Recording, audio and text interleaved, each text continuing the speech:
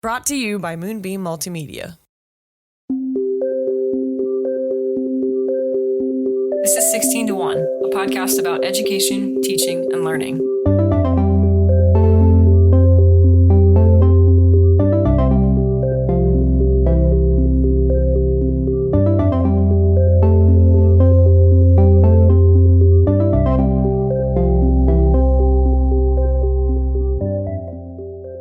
Hello. Hi. How are you? Good, how are you? I'm caffeinated. I am not as caffeinated as you. Yeah. Are you I would working on like it? to be. Are you getting there? Yeah, cold brew can go a few ways if you're not careful. Yeah, that's true. That's And true. I haven't eaten. So cold brew on an empty stomach can... So we got to get through this episode and So, get something in your tummy. You can become very jittery very quickly. Yes, you can. If you're not You can. careful of it, especially with cold brew, because it just hits so much harder. Yeah, I've cut back on coffee a whole lot, which is very strange for me because most of my life is fueled by All I want coffee. is more coffee. Well, all I want is more coffee, but I'm not sure my body wants more coffee. Oh, I don't care what my body wants. It's about what my heart wants. My heart wants cold brew. Like right now, I'm trying to decide because we're recording this on the fallback Sunday. We are. We gained an hour. So in my head, I'm like, I could have more coffee because I have my an day hour is more longer. time. Yeah. I have an hour more time to burn it off. yeah. So in my head, I'm like, I'm kind of thinking about topping off today because like today's the day to do it. It is. Right.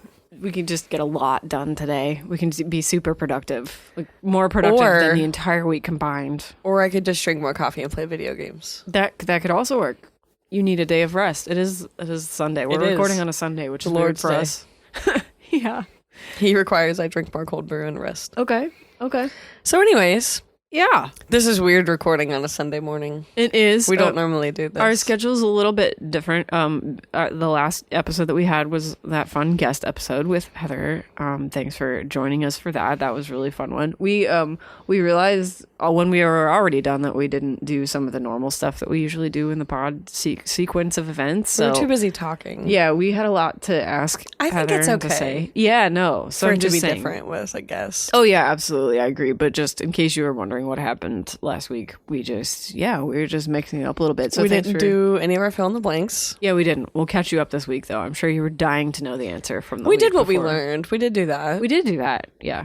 But the only other thing we really have to update at this moment is that our next episode, which will come out on Thanksgiving, Yeah, the week of Thanksgiving, yeah. I guess it'll be actual Thanksgiving, it's right? actual Thanksgiving. Yeah. We're going to be doing short episodes, and we're going to be sharing just kind of short little... We had a listener write in and ask for advice that you would give teachers entering the profession. So we're going to do short little personal kind of stories about that, both the week of Thanksgiving break for us and Christmas break for us. So we'll have a couple of short episodes coming up in our rotation. We normally don't have episodes at all, so it's going to be a fun little experiment for us. So keep an eye out for those. Yes. I don't think we have anything else. You made it through your first 9 weeks. I did. You got your grades in and everything. I'm stressing about parent-teacher conferences. That's what's next. Yeah. So. Yeah, this week on your plate, parent-teacher conferences. Some late nights for you. Yeah. And a long weekend, which will be nice. Yeah.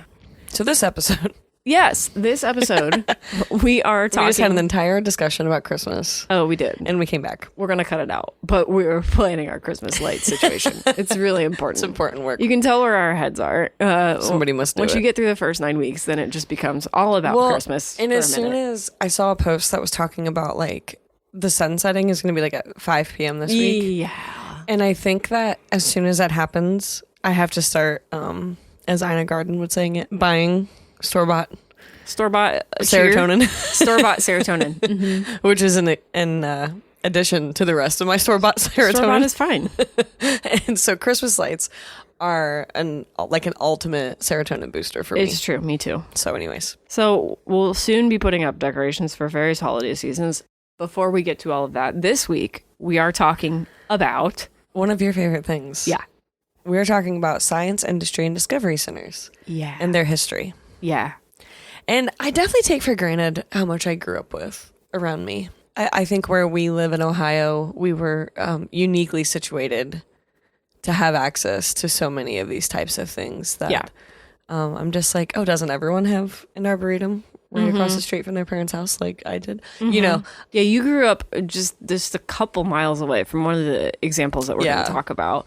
We also both grew up, close to COSI, which is another science museum we're going to talk about. and you grew up just a few miles away from the wilds. From the wilds, yeah, which is another one. So we're gonna hit all three of those examples because they're fun, and they're local, but they're also sort of good patterns for the sorts of places that we're talking about. But yeah, we're talking about science centers today, and we're talking about them because they were really fun parts of our education growing up, and they continue to be. And now that the world is trying to reopen post-COVID, a lot of these places are trying to figure out what it looks like. yeah, and how to re-engage visitors who might have been gone for a while. And especially because of the push for STEM.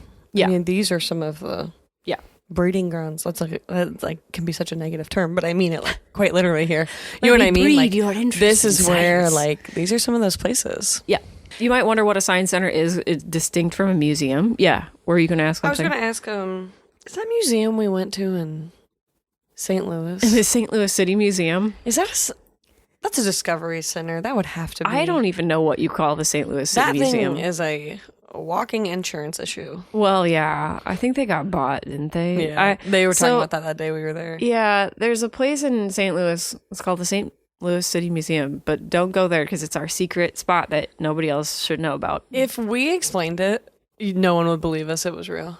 They Yeah. would say that we had a fever dream Yeah. and that we shared that experience. It's a little different because I don't think that its goal suppose is it's not, explicitly yeah. science related. I don't think That's it's science true. related, but that place is basically just an indoor play place for kids and adults. It's big and fun and worth the trip, but not explicitly a science center. Okay, I that was- don't think. It popped into my head, obviously, but I Yeah. guess I couldn't nail it No, down. you should as a- definitely go there, listeners. You should I'll definitely include a link in the show notes. if you're going to be in St. Louis, especially if you have kids. It's a great place to or if visit. you have a Chelsea. Or if you have a me, because I also want to visit there. We literally planned our drive home from out west based on what time they opened, and it was literally like taking my child to blow off steam to play for the afternoon so that I could get her back in the car and continue our drive home. It's me. It felt like the most well-placed McDonald's play place of all time. I had to get out and play for a few hours, and then I could sit still for the rest of the drive. And you're laughing, but it's absolute facts. I mean, all of these places that we're going to talk about today kind of fit are that way. Fit this bill for me. Okay, so what's the difference? Yeah, so science museums are in a lot of places, but science centers are a little bit distinct to the extent that museums tend to be based on collections of historical objects. Now, you as a museum person probably understand this. You curate exhibits based on tracking down historical objects that have value for educational purposes or whatever. Or when loans become available. Yeah. So, museums will trade around artifacts, will present them in interesting ways, but science centers take on, they will have some of those historical artifacts and such, but they take on a little bit more of a hands-on approach, and science centers tend to be less about collections of objects and more about collections of ideas. And a lot of science centers, what they put into their physical space are more permanent in nature Yeah. than like museums, which a lot of times will have traveling. Temporary exhibits. Yeah, or they'll just pop up and pop out. Yeah. And I mean, when we talk about COSI, they have a little bit of both actually. But I would say generally speaking, science centers, they curate something specifically in the intent of it being a long-term investment. Something that will be there for maybe forever in the case of COSI. Yeah. So COSI, we'll keep talking about COSI, but it's one of our local science centers. But a lot of them do a good job of doing this, but they kind of cross over between, there's a kind of like a gray zone between museum and science center and discovery center. So COSI does have a lot of stuff to look at, historical stuff, but it's all contextualized around fun activities for kids and Learning. engaging and learning and building on natural curiosities and all this kind of stuff. So they're very hands-on places. You can, it's for kids who like to fidget. So again, perfect for me. They're just like a lot of things you can touch and experiment with and build, and, there are activities at certain times in a lot of these places. So anyway, those are the kind of broad differences. If you have younger kids, maybe a science center is going to be more engaging for them than a science museum. But there is overlap. So anyway, again, this sort of transition between science museum, which those begin developing, 18th, 19th centuries. We've got, natural history museums. The Smithsonian. We got like that falls into this Smithsonian's. range. Exactly. There are a couple other examples. There's the Wagner Free Institute in Philadelphia that was founded in the 1850s. This place is kind of stereotypical of what we might think of as stuffy old science museum. So like, Victorian cabinets full of specimens arranged by classification. This might ring a bell if you've been to the American Museum of Natural History in New York. Say that's exactly what that is. You and I went there, and we actually even had this conversation when we went there that day, because the American Museum of Natural History in New York is a very interesting collection of stuff, but it's a collection of stuff. And we even have... And it's dusty. Yeah, this is a dusty collection of stuff. And not the whole entire place is like that. There are more hands-on exhibits at that museum, but I remember us explicitly having that conversation after we left that day, where we were like, how does this kind of presenting of information engage especially young learners? It doesn't. And it doesn't always. So anyway. Okay, just as if you haven't been, it is worth visiting once. Yeah. I would say I really once. like seeing the dinosaur. Like, they have some really cool but paleontology stuff. If I had to describe it, it would be a lot of wood paneled walls. There's a lot of wood. And a lot of the paint choices are like the Tupperware colors that my parents got for their wedding in 1980. It's like that green and that orange pink, and Pepto-Bismol that pink. They like are very into that vibe, and they must have just bought all of that paint. And they just keep reshaking it. Here's the thing. Because it hasn't been updated. What happens at museums like that is that somebody gives an awful lot of money for it to have an exhibit that looks a particular way. And it does. And they want that money to last a long time. So they go to the effort of preserving these moments in history. So science museums like that obviously struggle. And you and I, as people interested in education, we went there. We had a good time there, and we saw some interesting stuff. But like I said, other than the big dinosaur bones, there's not a lot there that is hugely memorable. I remember the Easter Island statue. Island head. But I was basically just like checking off the movie props. Because I was like, Teddy Rose. Like, it was like that kind of stuff. Because I was thinking of Ninth Museum. Yeah. So I spent most of the time looking for Owen Wilson, which never really worked for me. No, I mean, to visit it was cool. I love saying that we've been there. I think it's an important museum. I don't think I'm eager to return. Yeah. I think I would certainly say you go that once and then you don't feel the need to go back again, because it is just a collection of objects. And once you've seen some objects, you've seen some objects. It was like a lot of dioramas too. It was like a resin. I remember like one whole room was just a turtle's habitat. Do you remember that? And it was just like turtles suspended in resin.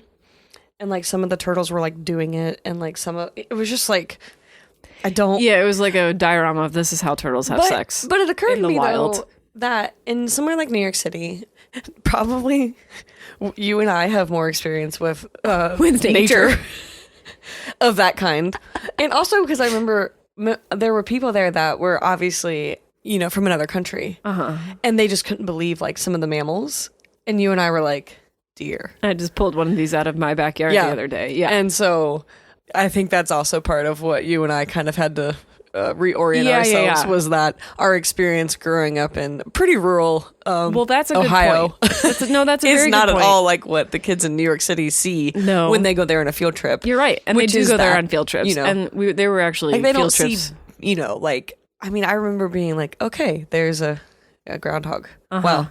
And all I can think about is when I want dead in my backyard. Yeah. Like, there are a lot of field trip groups that end up going there. And I think that you're right. I think that within the city limits of New York, that's a very different experience for New York school students than it is for us going there, for sure.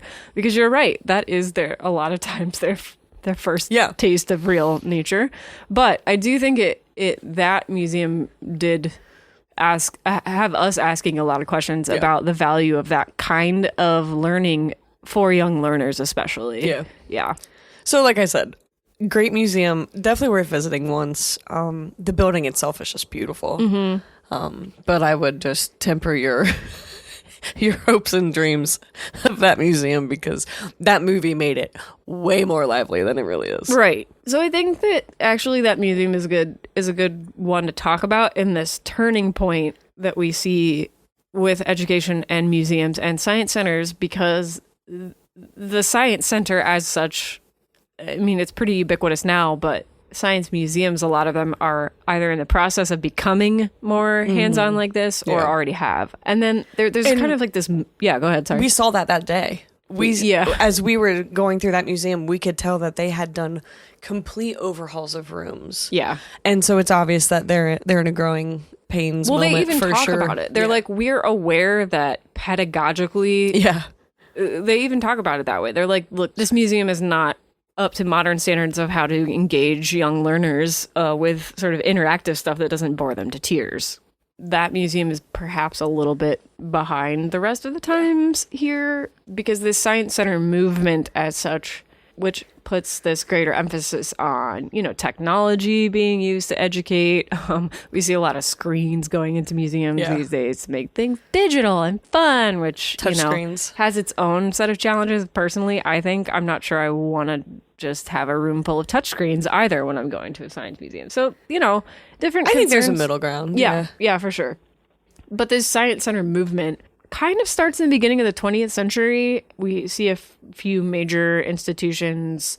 They weren't called science centers at the time, but we've got like the Deutsche Museum Munich, Museum of Science and Industry in Chicago, and the Franklin Institute in Philadelphia. Those are around, like really early 1900s. Those start to pop up. We don't really see science centers as like this kind of organized idea come into being until maybe like the 1960s. Do you want to talk a little bit about that? Yeah, so there was an article released by Robert J. Semper titled Science Centers, Partners in Science Education. And so it stated that the 1960s saw an increase in the development of a new type of public education institution, which basically became known as a science center as we kind of understand them today. And so those institutions were explicitly defined to be educational, and they were made up almost entirely of a collection of demonstrated ideas rather than objects, which is where we see the shift away from a museum, like by definition. And it said that the article stated that this was shaped by three trends at the time. So the first trend that affected it was that there was a revival of public fascination in science and technology following World War II. Yeah. So the second trend actually came because of the launch of Sputnik, which was the satellite launched by the Soviet Union. But that like late 50s to mid 60s and this upcoming space race and all of that really helped kind of push an interest into this kind of learning. I mean, the post-war industrialism, there's just a whole bunch of stuff, and there's a whole lot of societal change going on at this time too, and you're going to see this confluence of social pressures that change the way teachers look at education, kind of overlapping with some of these, America can't fall behind on the global industrial stage. We have to make sure, all that stuff we've been talking about with STEM when we did our Women in STEM episode. You can tell that the timelines kind of overlap here with the interest in STEM. This country starts to be very worried about falling behind in some of these fields. Because we were. Right around the time of, like, Sputnik really did motivate people to be like, oh no. And it's kind of hard now to look back on that, people our age to look back at that time and really understand how deeply permeating of the culture and social discourse all of that stuff was at the time. Yeah. So United States was embarrassed. We really were like on a national, in a more unified way, we were on a national scale, like, oh no, we need to fix this. We need to divert more resources to education for STEM. We need to fight back in the space race. We need to get people on the moon. So as you can imagine, all of that was putting a lot of focus on the idea of science centers and science education generally. Yeah. So the last of the three trends was just, it's kind of going with what you're saying though, but it's also the push that individuals should be more in control of their own learning. And so that push also kind of helped because we see pedagogy practices changing. And a lot of it is a product of what's going on in the United States at the time, which is that we're not moving quick enough. And we need more support and learning in these fields.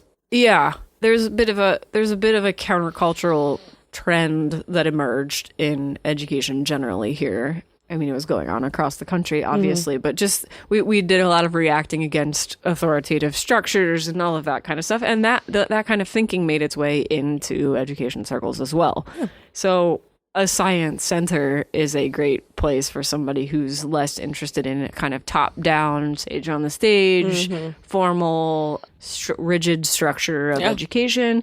If we're interested in trying out some new modes of engaging this is some student-led learning. Yeah. They didn't call it that then. Yeah. Yep. I mean, really. It's the same thing repackaged in a different era, as all things in education end up being, as we have found over the course of this podcast publication. So, cool. Anyway, there are just a bunch of revolving trends. Yeah. They get a new name. Well, there's something that upsets us, and then we become focused on that like singularly as a country for a short while. And then that's what we did with STEM. Yeah. Again, it wasn't STEM then either, but the science movement. Yeah. I mean, I think the .com bubble sort of got people re-interested in STEM in the same way that Sputnik got people re-interested in STEM. But I mean, you know, now technology being what it is, ruling our lives, it looks a little bit different because it's so ubiquitous. But anyway, cool. Yeah, I just thought those trends were all coming together at the same time were sort of interesting. So we've got like this post-war interest in science and tech and Sputnik going on, and then just this sort of counterculture stuff of the 60s and 70s. It's a really interesting time, but presents a lot of opportunities, I think. So. Yeah, it did. Anyway, okay. So now if you're looking for one of these institutions in your area, I did want to kind of highlight just one of these resources. It's the Association of Science and Technology Centers. It's sort of like this professional group for science centers of this type. That's cool. Yeah. And you can go on the site and search for a science center in your local area and find, you know, partnerships with places and stuff like that. And they do a lot of education. They work to increase support for these kinds of centers and museums with U.S. federal agencies, other national partners. They advocate for policies and partnerships and resources that advance the work of their members. And a couple of the ones that we're going to talk about today are members of this organization. So it's like a professional organization. They also did a lot of helping of their members respond to COVID-19 and try to figure out how to help them stay open or at least stay engaged with their usual visitors when they couldn't be physically open during COVID times. So a good organization, good place to start checking out if you are looking to maybe go to one of these places as a field trip with your class or something like that. It's a good place to start. Do we want to jump into a couple of these examples? Sure. All right. Cool. Would you like to do the first one? I would love to. Okay. This is my backyard. Yeah. This is my childhood This backyard. is right down the street from you. Yeah. Literally. So the first one is called Dawes Arboretum, and it's located off of Route 13 near Newark, Ohio. Yeah. Oh, and by the way, real quick, we're just talking about a couple of different examples of these so you can see what the range of these kinds of places looks like and what all you might be able to learn there or have your students learn there. So anyway, take it away. And for all my friends listening, I know that I said Newark incorrectly, but I'm trying to be Nerk podcast appropriate. Yeah. Nerk. If you're from here, it's Nerk, but yeah, Newark. The word is Newark. Newark. Anyways. And they say Nerk around here. So Dawes Arboretum was established in 1929 by Beeman Dawes and his wife, Bertie. Beeman and Bertie? Yep. And in 1918, Beeman purchased 140 acres of what was then known as the old Brumback Farm. And it was called Woodland. And it offered gently rolling hills and a few acres of mature trees that were native to central Ohio. And Beeman liked it. So he just turned his farm into, he was just like, done so, with this farm being a farm now. So this was kind of like the casual country home, if you would. And they renamed that farm Daweswood. And they had a half-century old farmhouse that became their country home. Their full-time home was on East Broad Street in downtown Columbus. But basically they kept Dawes, as we call it today, just to kind of pursue their horticultural interests and as a little escape from the city. So what is Dawes like if you just walk into Dawes like today? What are you going to find there? Why? You're going to find a lot of trees that are native to central Ohio. You're also going to find a lot of trees that are not, that have been brought in to be grown there as a tree museum. You're going to see a Japanese garden, which has been totally curated by a group of, like, they actually brought in a group from Japan to create it. And it's still kept up and all of that. There's a little baby swamp with some pretty cool salamanders at certain times of the year. So a little bit of everything. Yeah. There are a couple of cemeteries, one for the family and one that dates back into the 1800s from some Civil War era as well. So actually, Dawes still today does maple syrup.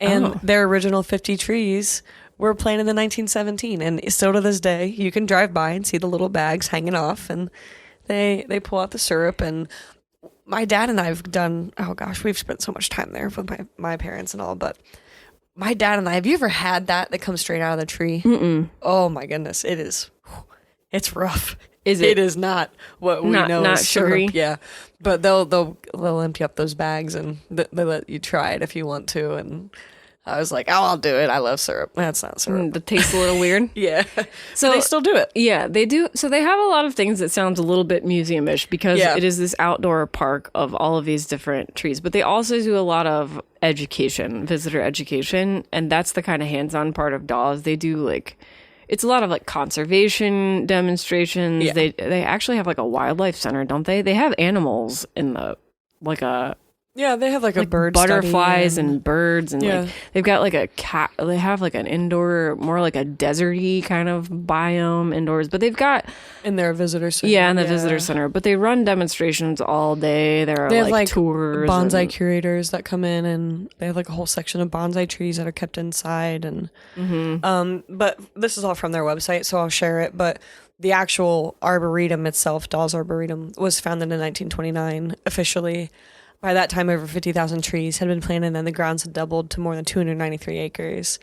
And Beeman and Birdie established it as a private foundation. And so at that point, they had family members and stuff that were still visiting the grounds. Obviously, the house was used, all of that. But today, it includes over 5,300 different types of plants, with over 15,400 plants on the ground. And so their endowment fund now runs it. That's what it survives off of, except for the fact that a few years back they did start charging to visit, which was hot gossip. controversial decision. And today it's nearly 2,000 acres. So their work today is very different also because they help local farmers by renting out farmlands so that they can get variety in their crops. And it's also good for the land, obviously, because if you're unfamiliar with rural farming, you don't want to keep growing the same thing over and over and over again because it's bad for your soil. So that's actually one of the things that the Dawes Arboretum does now is they help local farmers curate land. Yeah, they actually to do grow. kind of education with local farmers Yeah. too, which is pretty interesting. So close family friends of ours, occasionally, season to season, it depends obviously, but they've grown pumpkins on Dawes land. So it is kind of fun when those seasons come around because you never know what's going to be planted. But that's some of the work that Dawes does now. It's really beautiful. I'm very, very biased, but Yeah. I also was very fortunate to grow up with one of my best friends as a child whose parents worked for Dawes and they lived on Dawes property. And I was always so excited to go stay at her house because you That's could cool. go in at night, you could, because not just anybody can fish and all that kind of stuff, but because they live there, we would just run. I mean, we just ran all over that place. So Yeah. deep, deep love for Dawes. It's still. pretty cool. So like we said, this one's focused on more conservation work, Yeah. botanical stuff, crop rotation, farming education.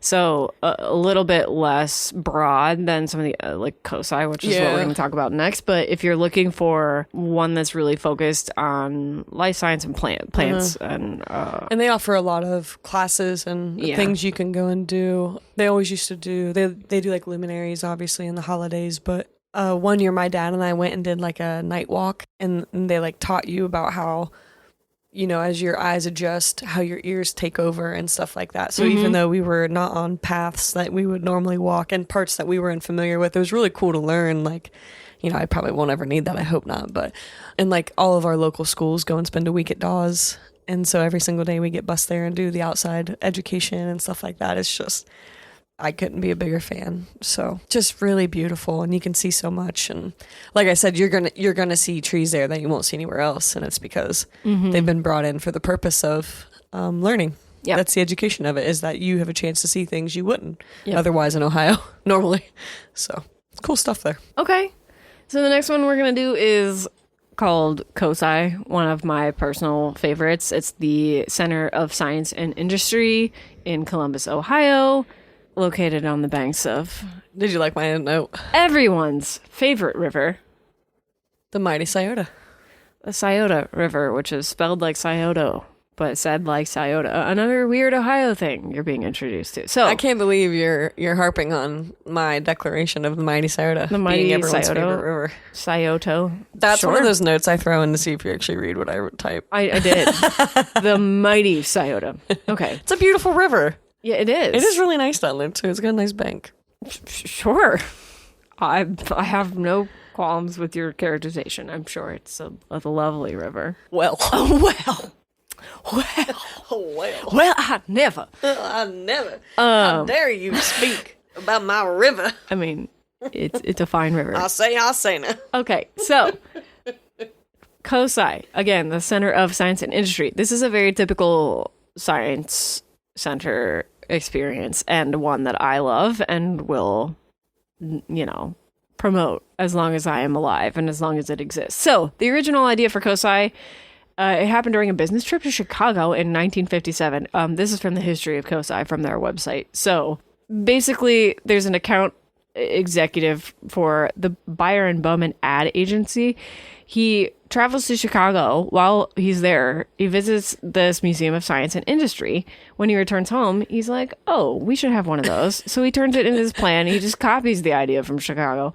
In 1958, he writes the original proposal for COSI in the Center of Science and Industry. So Okay, so the guy who went to Chicago Yeah. with this idea, his name was Sandy Halleck. Mm-hmm. And so he came home and told his wife, this was so much fun. We should do this. Well, Sandy was a friend of at the time, the president of the Franklin County Historical Society, and Columbus is in Franklin County, which is why this is important. And this guy's name was Herschel Stephen. Herschel Stephen. And so Why are all these guys named like Herschel and they're- Franklin it's and so 1950s. Sanford? So because Sandy had this idea and went to his friend, who was the current president of the Franklin County Historical Society, it turned out that at the exact same time, this group, the Historical Society, as well as their board and the Franklin County Commissioners, are trying to preserve what was called Memorial Hall, which was a famous building in Columbus that had fallen into complete disrepair. So they're As many basically famous buildings They're in basically Columbus all did. like big brain moment. What if They're like, we have to save this building. everyone works together? and you have this good idea. We give another home, right? We like this Center of Science and Industry needs a home. We have Memorial Hall, which we don't want to lose, but it's in horrible disrepair. And so they kind of all came to an agreement that they would allocate the funds to eventually take over Memorial Hall and they would renovate it. And that's how it got saved. This is actually how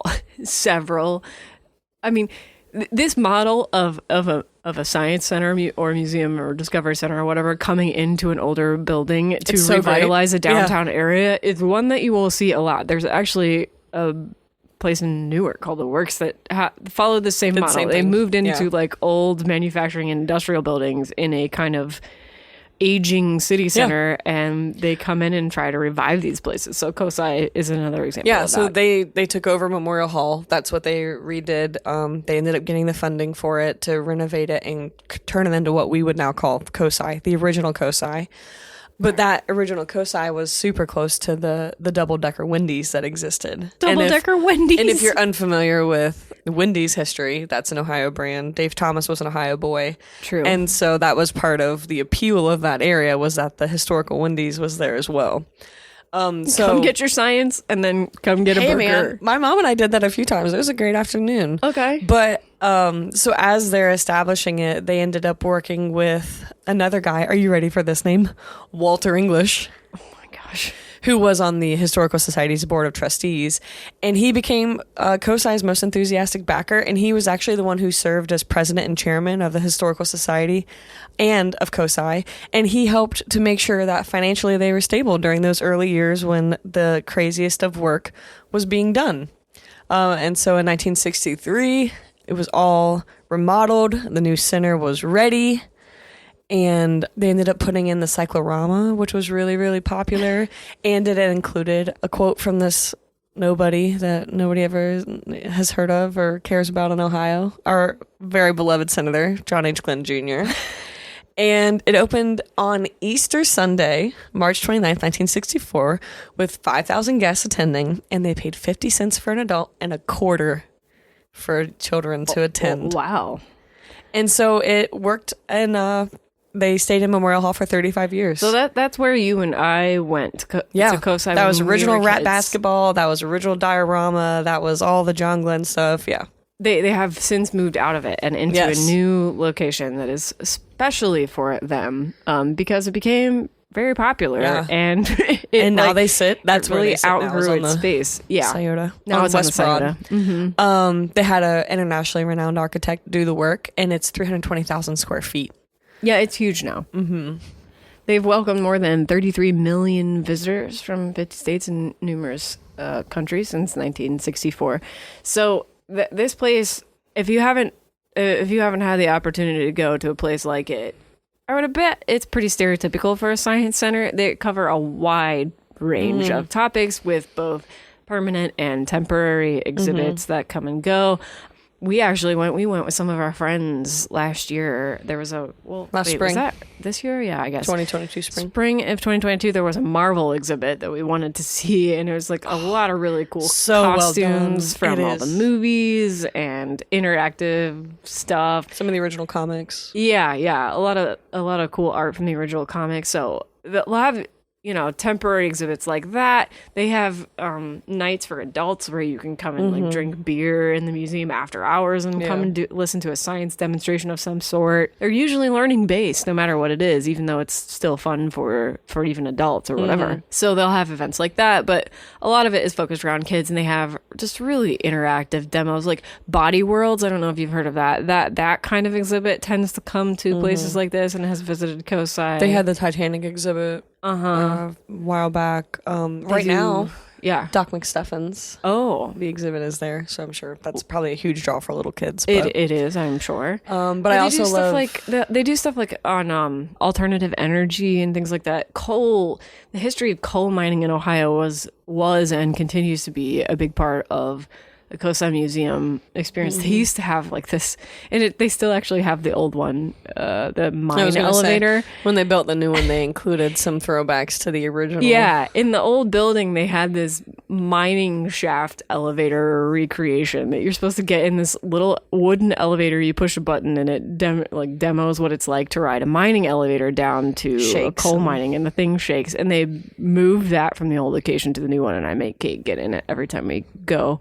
But yeah, they do have some of the original Memorial Hall stuff there. Yeah, but it's just pendulum. but the whole point of all of that stuff is like very hands-on introduction to science and industry that is happening all around us in Ohio, but that we aren't always, especially as younger students, they're not always exposed to what it might look like to work in that kind of a STEM field professionally. So it's a chance for kids to be exposed to all kinds of hands-on stuff. I mean, they do like robotics, they do stuff. There's like a water world. There's all kinds of stuff. There's like ocean life. They all have like Progress is one. Those are the ones that were originally built, and they were built with the intention of being there forever.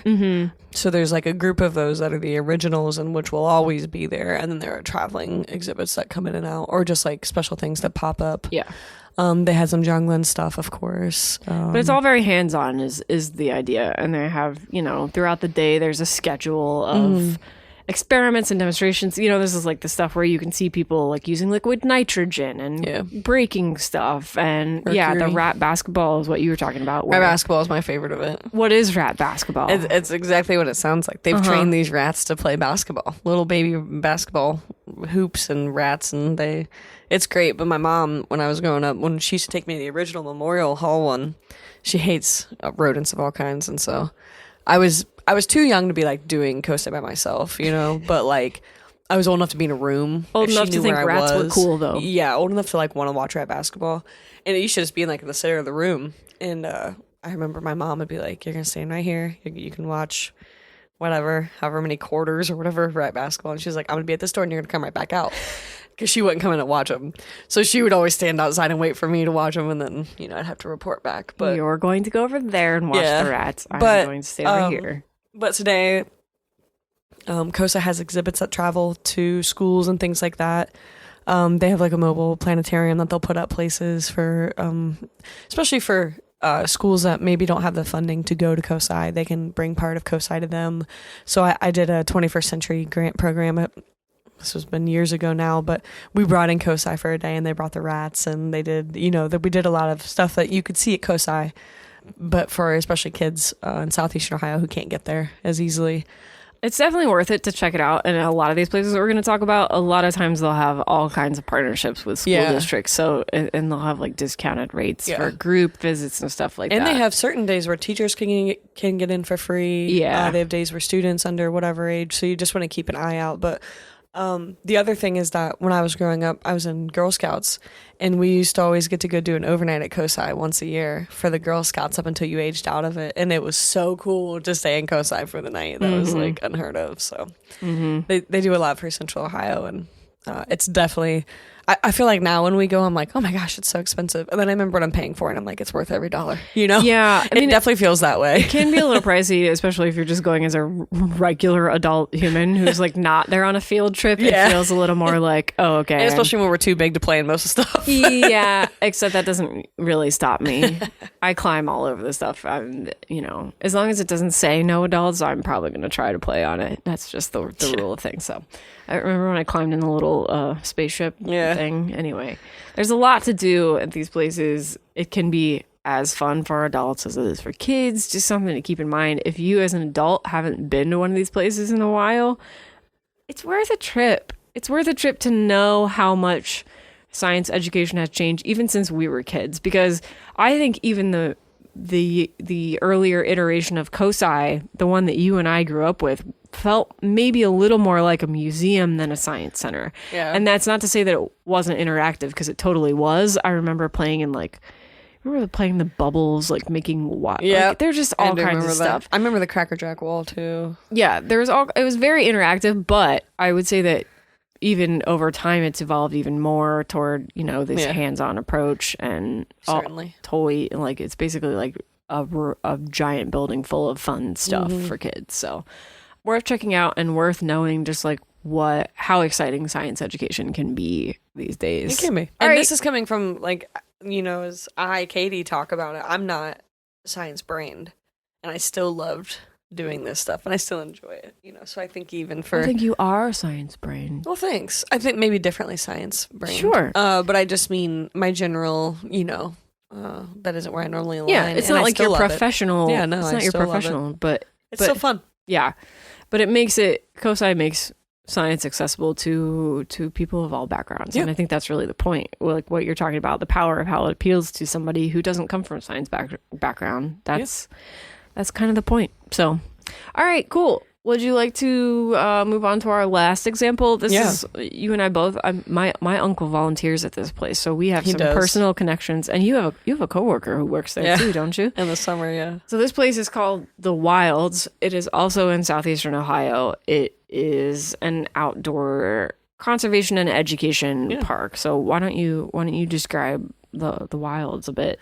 So today it's under the management of the Columbus Zoo and Aquarium. Mm-hmm. And it has grown into one of North America's largest conservation centers. And it has more than 500 animals there, which represent 28 species.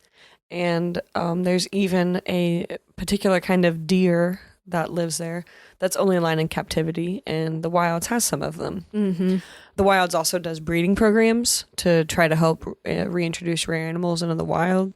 A lot of the work that they do actually has been great for native species, because the Wild sits on land that had been strip mined up until the donation of the land from the American Electric Power Company, AEP, to create the Wilds. Yeah, AEP strip mined all of this land. It's just like tons of land. It's tons of land in the middle of nowhere in Ohio. Beautiful rolling hills. Like it's really beautiful. If you don't know what strip mining is, anyway, if you're not from a rural part of this country, you might not know what strip mining is, but it's a very ugly way to extract resources from the earth that leaves the land looking like it's just been torn apart by heavy machinery. Right. And it literally strips it of so much of what is good about the earth.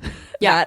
That I mean, it makes it so that you can't farm on it, like things like that. So It renders the land pretty much useless unless it is very intentionally reclaimed by a program that is very much like what the Wilds is doing. right. So we don't do a whole lot of strip mining anymore because we realize that we're turning giant parts of our country into wastelands.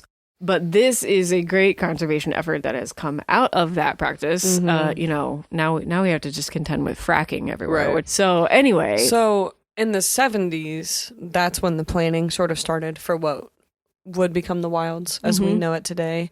And the officials originally hoped that they could involve state agencies and zoos across the state and just other private partners, obviously, to help fund it.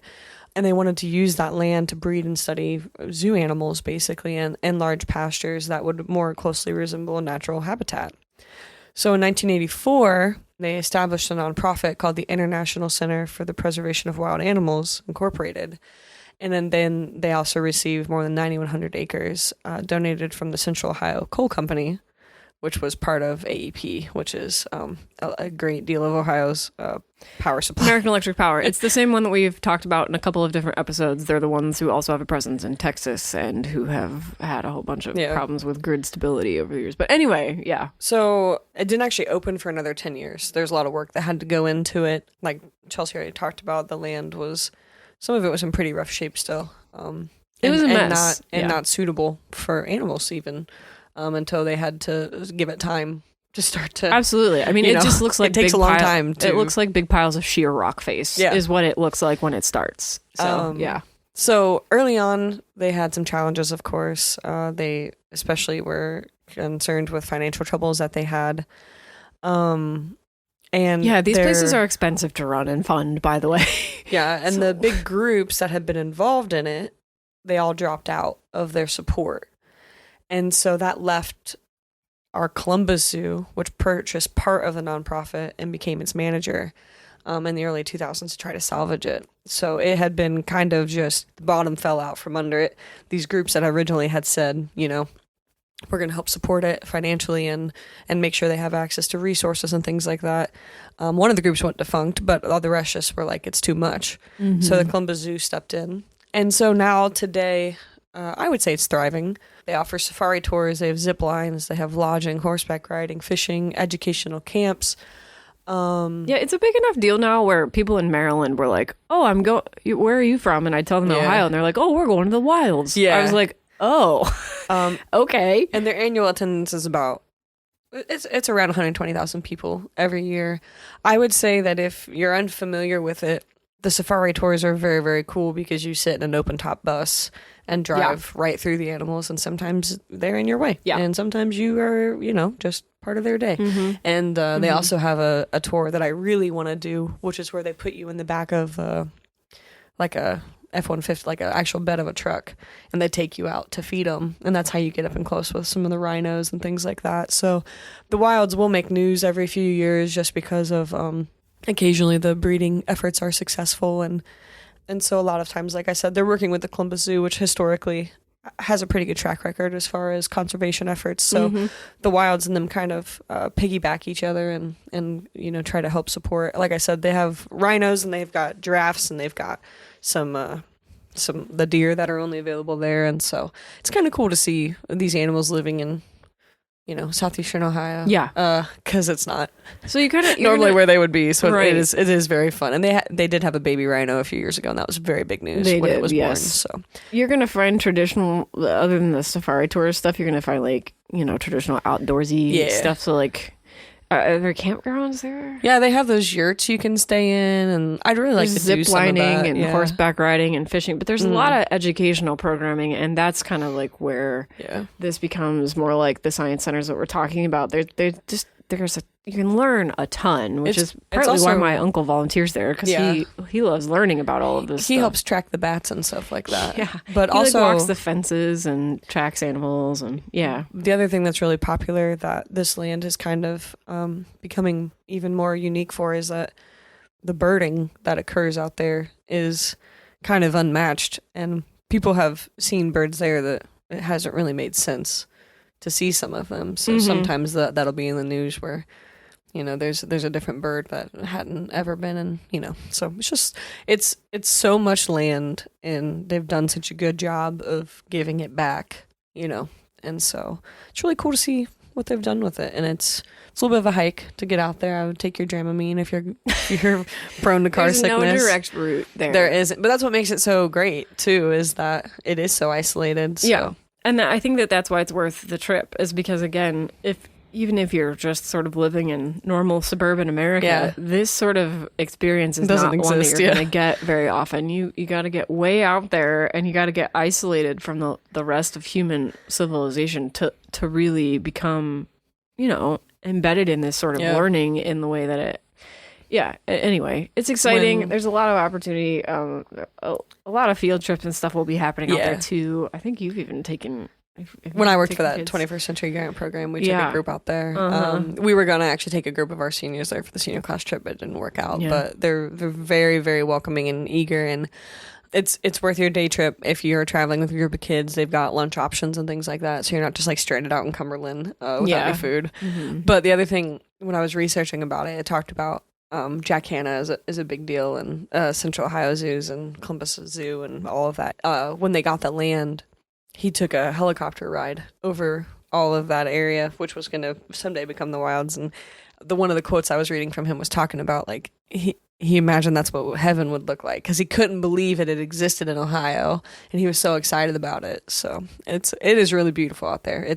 To see Ohio that way is very unique, because there isn't much of it that looks like that. So it really does feel like you're kind of walking in the Jurassic Park, because it's like, what is this? Yeah. How does this exist here? I mean, a lot of it's because they've intentionally let even botanical species, botanical species take over, or they do like controlled burns sometimes too. They try to really, which is also really carefully, good for the earth too. Yeah, they try to really carefully manage every aspect of the landscape out there for this conservation and ecological research and stuff. So there are just a lot of weird things that you don't get to see other places, and it's the same. I mean, you know, it's the same thing as some of these other places. It's just an opportunity to see something you can't always see. For sure. So it's hard to imagine if you've never seen the wilds. It doesn't feel like any other part of Ohio, which I think is what's cool about it, because there are other parts of Ohio that obviously has like the rolling hills and things like this, but because of how this land was strip mined so severely, there's no trees it's a really weird way to see Ohio, I think. So it's much less deciduous than you would expect. Based on it looks truly like you're on a safari. No, it does. Africa, that's what I mean. Like possibly. It's like browns and stuff like that. It's very weird, but it's because of how it came about. It's like plains land. I forget what you call that kind of. It is. That's a good word for it. But it's not like forested Appalachian. Yeah. It doesn't look like that. But so, anyways, a great day trip. And like I said, the safari tours are just so much fun, because sometimes you got an animal in the way, and you just gotta sit there and wait for them to decide that, you know, they're not so bothered by a bus to. Yeah, the giraffes. I like the giraffes. They'll pop their heads into your windows looking for treats and stuff. Yeah. And they do good work out there. Yeah, it can be really fun, especially for younger kids who haven't gotten to see animals like that. Yeah. And you don't. It's not depressing like a zoo can be depressing, if you know what I mean. Sometimes when you take little kids to zoos, they're just like, wow, this is not the fearsome lion that I was taught. This is just like a sleeping cat, because they're in a tiny enclosure and blah blah blah. So it's a way to see wildlife in a way that is, I think, more closely mimics. It's humane, and it more closely looks like what they would be like in the wild. And I do want to say they obviously have indoor facilities for all these animals, because clearly a giraffe is not built for the Ohio winter. So they do have facilities for all these things. It's not just like they leave the giraffes out all winter, but yeah, no, the actual grazing of them is very neat, because a lot of them are in a big area together. So it is a really cool way. It is a more natural experience. But like I said, they do have indoor facilities for everyone to stay warm. So they don't have to brave the Ohio winters. Don't call us in. You know, it's not. I promise, they're taking care of them. Okay, those animals are well loved and well fed. So cool. Well, we got one sort of plant-focused place, one animal-focused place, and then one science and industry, kind of like technology, engineering. Yeah. It was pretty neat. Okay, cool. All right, well, shall we move into our fill in the blank Yeah. section? We skipped this in our last episode, like we said, so sorry about that. I know you're probably waiting on bated breath to hear what the answer to the question was. I actually have been wondering because you didn't put the answer in. Oh, okay. Yeah, so the last episode that we had this was the question we asked, what mathematical activity does Socrates ask a slave boy to perform or recollect in the Platonic dialogue Meno? Now, he asks him to double the area of a square. Huh. Yeah. And the whole thing is kind of fun because he's trying to convince the people he's talking to that knowledge is recollection. So he's trying to prove that this boy actually knew how to do this all along because he walks him through the demonstration. He's like, well, you know this, don't you? And the boy's like, yeah, I know this. And then he's like, well, you also know this, right? And then it's just a stepwise thing where he ends up being like, oh, yeah, I did. I guess I did know that already. But it's a fun little trick. But yes, anyway, that's what he asks him. So what is this episode's question? Okay, so this fill in the blank is the first science center was established in 1951 in Exposition Park, LA, Los Angeles, not Louisiana, and it's called what? If you were to visit the science center, you could see the Mercury Redstone 2 capsule, which carried Ham, the chimpanzee, the first great ape in space in 1961. You could see the Gemini 11 capsule, the Apollo Soyuz, which was the test project command module from the 1975 mission, and you could see the space shuttle Endeavour. Cool. Yeah. There's some fuzziness around which one actually might be considered the first, but this is sort of generally accepted to be the first. According to my very intense Google search. And very intense Google search. Okay. That's what I found. Okay. Would you like to talk about what you learned? I don't know if anybody else wants me to, but I will. I want to know what you This learned. actually I got from Chelsea. How much of this story is worth telling? I would say all of it. Okay, so here it goes. Summer, I'm just kidding. So Chelsea and I, on one of our trips out west, stopped at Wall Drug. A mythical place. A place unlike any other rest stop you've ever seen. It is in South Dakota? Where is it? I think so. Yep. Wall, South Dakota. Okay, so Wall Drug is in South Dakota, and we had passed it, never stopped. Chelsea's like, we have to. It is unlike anything you've ever seen. Okay. So we get there. I did force you to stop at Wall Drug. You did. It was hot there, too. So we go inside. inside. In the middle of summer. It's like you can see the heat rising up off the sand, kind of hot. Yeah. And if you've driven west, you know that all you see as you go west are signs for how many hundreds of miles you have until Wall, the city. That's part of the tourist attraction is the road signs that you see because they're hilarious. There are very few big roads in that part of the country, and if you're on an interstate, you're probably gonna see. Is that 80 or is that 90? Is that 80? It doesn't matter. Anyways, so we stop. This place, what's important to know is that there is no cell service at any point. And so Chelsea and I got separated because we were trying to find the bathroom and whatever. And it sounds ridiculous to think that you could get lost at a roadside attraction, but this is unlike any other roadside attraction. There are rooms, there are shops, there is a barber shop, there is a church, there is everything you could imagine in this place. It's kind of an indoor-outdoor pedestrian mall kind of thing. Just a little bit of everything. It's just one big gimmick. Okay. Yeah, all the gimmicks. Chelsea and I get separated. We went to 2 different bathrooms. We're trying to find each other, and I am trying to find a way to tell her where I am based on what's around me so that I can stay where I am so that she can find me. And as I'm looking, it's like one of those things where the thing that's most insane is behind you, but you're too busy looking everywhere else. And I get a text somehow that says, I think I connected to their Wi-Fi. That's like, where are you? And I turn around and it's just like a wall of jackalopes is at my back. And I texted Chelsea, I was like, I'm at the jackalopes, come find me. Because I also just needed to be like, you've got to see this wall of jackalopes. I'm at the jackalopes. And so Chelsea ended up finding me by way of another jackalope that was on a different wall. The entire place is just coated in jackalopes. So that's an important thing to note is that the entire center is just like there are knickknacks everywhere. I thought my wall was the only jackalope wall because I assumed there are not that many jackalopes. Okay.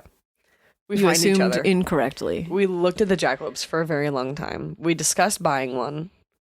Decided there was nowhere that would make sense to ever keep it, and we left. I would like to add a clarification. You discussed buying one. I did not. Okay. Well, it should be noted, listener, that all I've wanted since then is a jackalope. So one of the biggest regrets in my life is not having bought a jackalope at Wall Drug. Yeah. Okay. Yeah. So this is just a part of my life. It's a fixture. It's a conversation. I love talking about jackalopes. I'm very excited I hit my mic. So Chelsea sends me a link to one of her favorite podcasts called 99% Invisible. Yes. With Roman Mars, who we love. We promote 99PI so We do. hard. We He promote owes us $1. 99PI so hard on this pod because I love it so much. And So anyway, Chelsea sends me this, and it's a whole episode. I'm going to include it about the jackalope. the jackalope. Yeah. Yes, and they go to Wall Drug and they talk about the jackalopes, and it's a great episode. But what I learned, jackalopes aren't real. This is very important. People have created these as like part of the attraction of Wall Drug to buy a jackalope head, right? So if you don't know what it is, it's a rabbit with antlers. Yeah. A small set of antlers, basically. Jackalope, that's it. Okay. So, long story short, in this 99PI podcast episode, they talk about the fact that there was a guy in the 90s who had been told repeatedly about these hunters seeing these what we would call jackalopes. And he was like, send me one of these things. I want to figure out what's in their head, right? What are these horns? They have horns on their head. People are seeing real life rabbits with that had horn-like horns. things sticking out of their heads. So at the time, they're like, well, it has to be, and antlers or horns on this jackrabbit, essentially. So this is very unique. Well, what this guy Shope was his last name, Richard Shope. He was a pioneering virologist. Okay. And what he researched of these heads that were sent to him of these rabbits with these gross growths on their heads was that it was a certain kind of cancer that was also occurring in mammals. And he thought that was true, but nobody else was really buying into his brand of research at the time. Because everybody thinks these things are fictional. But Right. that's the important part, is that people start to spot what they think are Yeah, these hunters are like, no, we're really seeing horned rabbits. Uh-huh. And he's like, well, send me one. Send me a dead one and I'll figure it out. So they had these really gross growths on their heads, which people were confusing for horns. And so he took a sample of these growths and he was able to pulverize this growth into some kind of fluid that he would then figure out through a porcelain filter what it was. And it turned out that these rabbits were growing papillomavirus cancers on their heads. This is important because the work that he did helped to create the vaccine that is considered to be the most successful cancer preventative vaccine ever. Because of HPV, which is the human papillomavirus, being one of the things that causes cancer of the cervix or whatever. So this guy got sent a dead rabbit head, figured out jackalope. that the growths on it were papillomavirus, which is something that humans can also grow, which was killing tons of women at the time because they had no way of catching it soon enough and there was no way to prevent it. And he turned that freaking rabbit into what would become the most successful cancer preventative vaccine. I thought you would like that story. I'm glad that you listened So to I owe that my life episode. to a jackalope. And now you want to go back to Wall Drug and buy And now I a need it even jackalope. more. So literally that vaccine saves millions of lives every year. And had it not been for someone who was like Shope to be like, send me that. Let me figure out what's on their heads. It wasn't a jackalope, but what they were growing is what has saved millions of especially women's lives since then. So cool. Yeah. What a great story. I love that he's like, send me that dead head. I'm curious in that thing. And he saved millions of women. What? Mm-hmm. That is so cool. What a hero. The brave jackalope. The brave jackalope who gave his life For so science. So what'd you learn? Oh, well, I kind of hope that now that we've empowered women through science, You're gonna tear them down. I'm going to bring them back down. So I've been Keep us doing, humble. Well, I've just been doing some research on video streaming, just for jobby stuff. I've been doing some research on video content creation, and I found some facts and figures while I was doing some market research that I thought was interesting, and that's that 64% of content creators are women, and men are paid 1.88 times more than in general. Men earn 1.88 times more than female content In creators. that field. In content creation, yeah. Cool. So that's what I learned. Cool. Yep. Remarkable that only 36% of them are men and they're still making almost double what all of the I Okay. just thought that was so interesting. I'm feeling not great at the moment. I'm gonna go back to my jackalopes. So go ahead and support the women content creators in your life because, yeah, but Should we include a few in our show notes? That we like I to- mean, we can throw in a couple of our favorite female content let's do creators that. for sure because we're big fans. I mean, like, We'll throw in a genitals and a bear key look, for the good of the cause. yeah, we'll also just even educational ones, just whomever out there. But I just thought that was very interesting. Content creation is obviously. We are very extremely online people, and content creation is the new trend in media. And yeah, so just be mindful of that when you're perusing. Think about why that might be, why that imbalance might exist, and what systems we're using to promote and monetize certain kinds of behaviors or certain kinds of people on the web, and look for voices that are underrepresented in everything you do and shine a light on them. That was a good ending. Yeah. Okay. And no feels more. okay. You want to wrap up there? No, I'm frustrated by that information, but I think all we can do is support them even frustrated, more but no. viciously. Yeah. You know, like I know. I don't.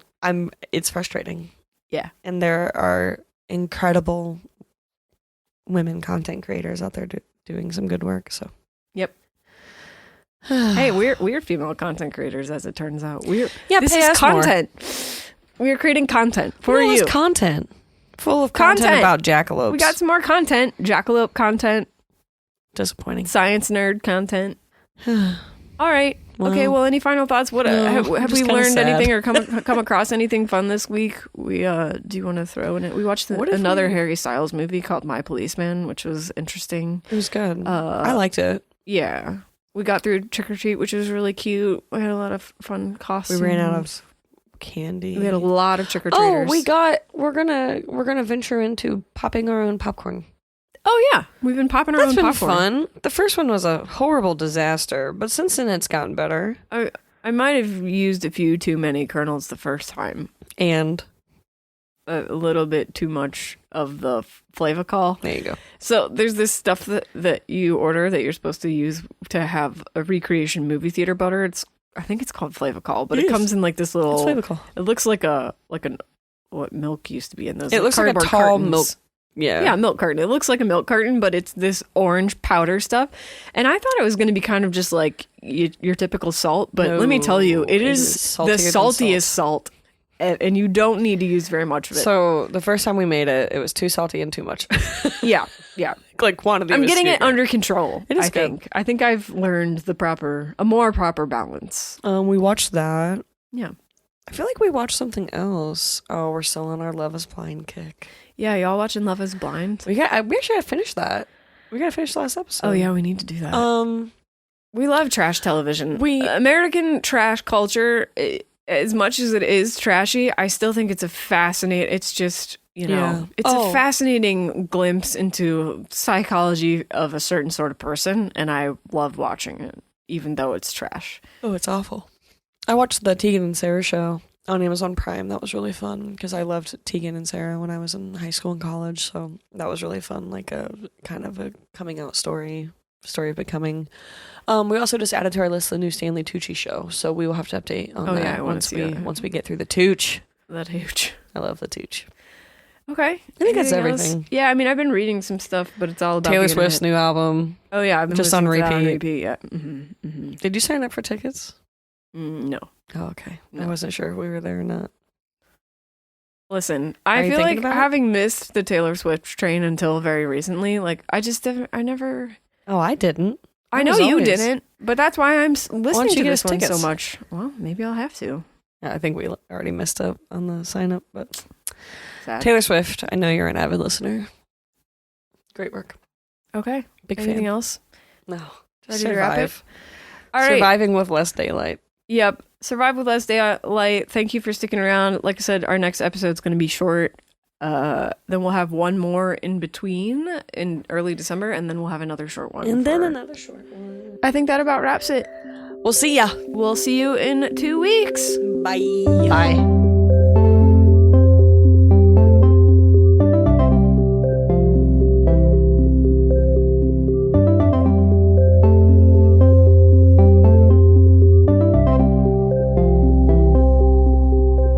listeners, thanks for supporting 16 to 1. We're trying to grow our audience, so please check us out at 16to1.com, all spelled out, and tell your friends about the show.